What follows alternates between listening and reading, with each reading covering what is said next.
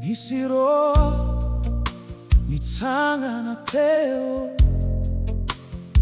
Nitondra Fanatitra ho an'Andriamanitra izy ireo.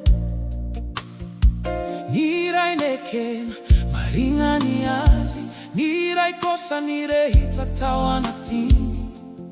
Nisy mangina nitsiry, Nafeniny tao ampony lalina.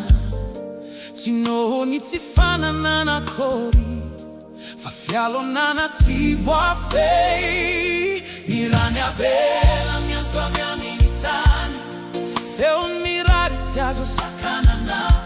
Hitan'Andriamanitra ny ain'ny rehetra, ary fantany asany tanana rehetra. Tsy misy taminy nitsiry tany, tsy misy feo mangina tsy renny.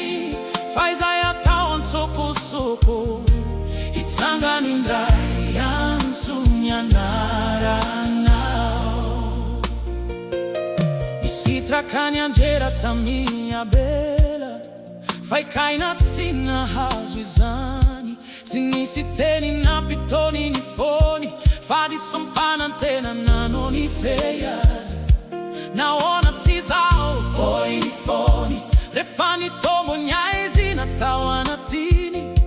Efa teo anoloany ny valiny, fa niatezerana noho nandresy. Nirany Abela amin'ny tany, feon'ny raritsy azo sakanana. Hitan'Andriamanitra ny ain'ny rehetra, ary fantany asany tanana rehetra. Tsy misy taminy nitsiry tany, tsy misy feo mangina tsy renny.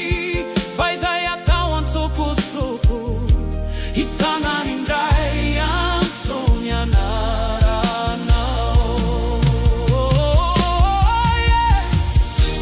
Andao isika ho izy tamim-pahanginana, tany an-tsaha tsy misy olona. Tsy nisy nahita, tsy nisy feo, fa nilatsaka tamin'ny tany.